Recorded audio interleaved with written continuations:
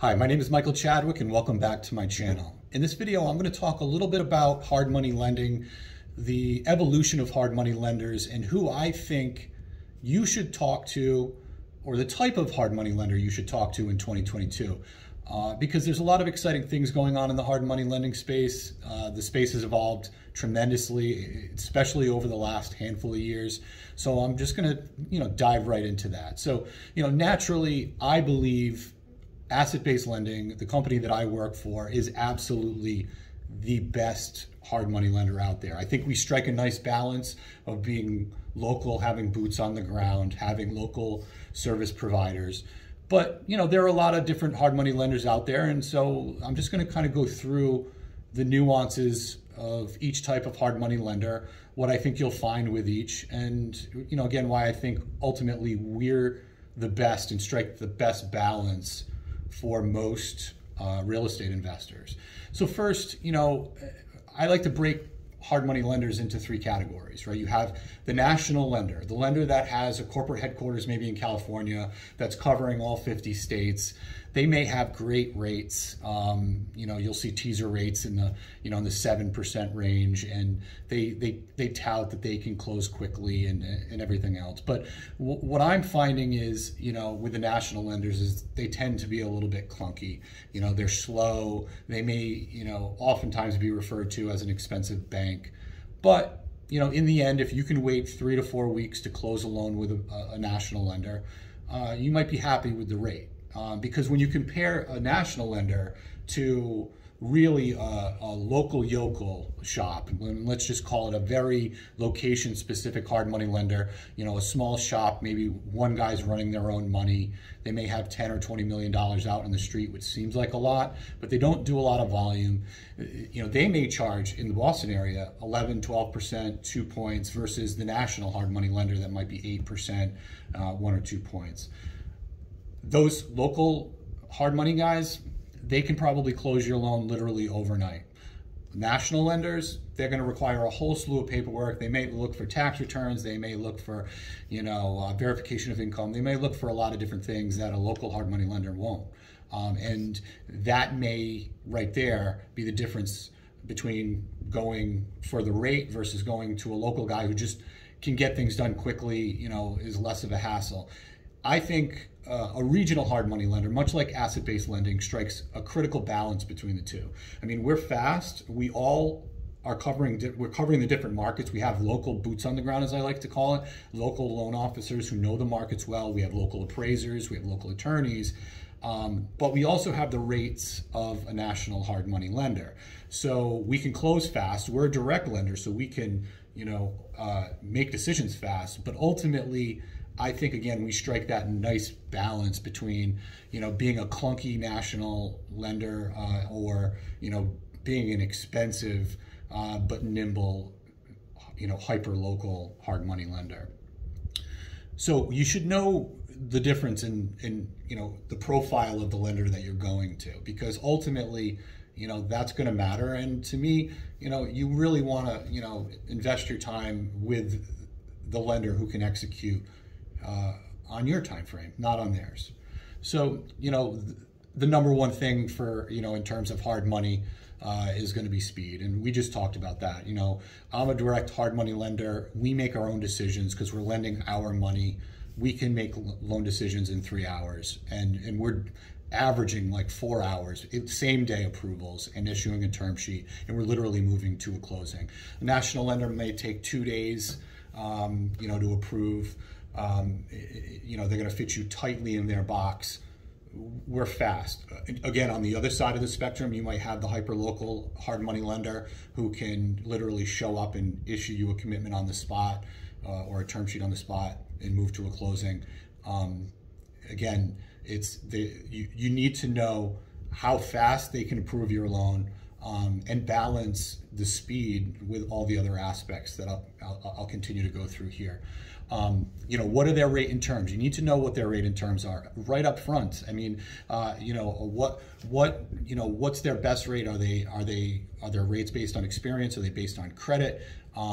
Again, back to, you might see national lenders in the 8% range, sometimes even dipping below that in one point, and you might see the local lenders at 11, 12%. I mean, in Boston, there are still guys out there that are charging 13% and 4 points.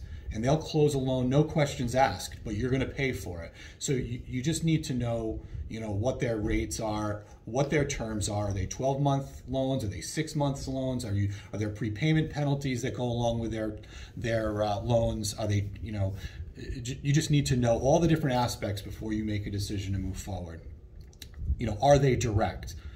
I can't stress that enough. And we saw the pain borrowers had to go through with lenders that weren't direct. They were selling all of their paper to a third-party private equity group. The private equity group stopped funding their loans during COVID, and that lender was effectively out of money. Couldn't fund construction draws, couldn't fund loans. They stopped funding loan closings, and basically went out of business for a period of time until the private equity shop opened back up and started to buy paper again.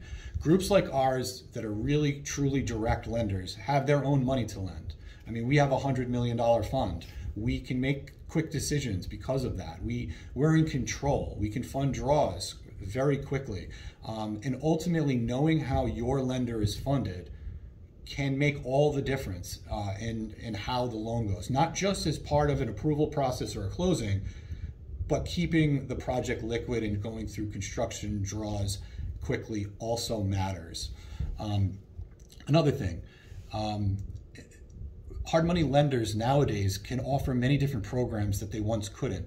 It used to be, and again, I'm specifically looking at Boston here because that's where most of my experience is in New England, but it used to be that hard money lenders only offered 12-month terms. They were used only for construction, and that was it. Take it or leave it, 12%, 13%, 4 points, whatever it is.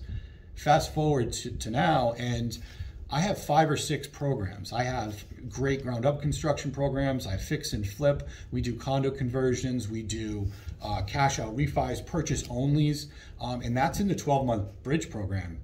We also have 30-year fixed rate programs for hard money, which is as borrower friendly, actually requires less documentation than the 12-month construction bridge program, but offers rates in the 4 to 5% and 1 point range. So now all of a sudden, a lender like us who has all these programs at their disposal becomes a one-stop shop for you. You may use us for 12-month money to go and fix up a property, and then you may turn around after and refinance out with a 30-year fixed loan because you could stay within our umbrella and really fulfill all your financing needs, again, under one roof with great programs that, again, are borrower friendly, as you would expect with hard money. We talked about closings. We talked about how fast are they with construction draws? Again, that's an important factor. We're funding construction draws in 48 hours or less. We have a local inspector that goes out. He's there literally next day. And when you're dealing with a national lender, you're dealing with a company that by default wants scale. So they're going to go to a national construction inspector. They're going to go to an appraisal management company that is trying to expedite appraisers in your area that maybe don't understand the hard money business. They don't see the after repair value that you're seeing because they don't know the market and the nuances of let's call it the real estate investment, but they take extra time, they may cost more, and the lender has less control over those third parties. And a big factor is just dealing with local folks who are aligned with you that know that this is all about speed, this hard money business. It's time value of money. And that again is the most important thing at the end of the day, right? Is getting your money fast, going through the investment as fast as you can, and getting out and moving on to the next one. And that starts with an approval that moves to the closing process, and then ultimately it's all about construction draws and keeping the project moving. I guess second to last, I want to talk about are they transparent? I'm going to lay my fees right out on the table. You're going to know what my pricing is. You're going to know what experience level gets this pricing, this leverage, and then I'm going to lay out my fees. What's my processing fee? Well, it's $495 if it's a budget below $100,000. What's my legal fee? Well, we pay a third-party legal. It's usually around $1,250 as an example.